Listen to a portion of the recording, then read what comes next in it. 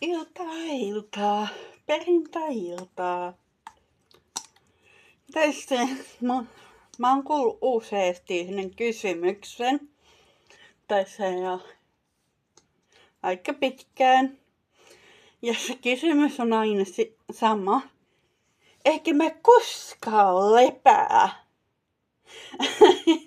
Siis tässä on se ironia, että se mitä mä teen somea ja mitä mun somessa näitä videoita ja tietoja, juttuja ja näitä, niin se on mulle lepoa.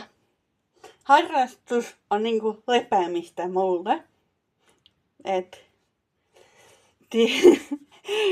Tässä on teidän vastaus. Mä lepään koko ajan, mutta se on eri tavalla kuin monella muulla. Mä lepään sitten, että mä harrastan ja askartelen ja etsin tietoa ja kaikkea tämmöistä. Se on mulle niinku lepäämistä.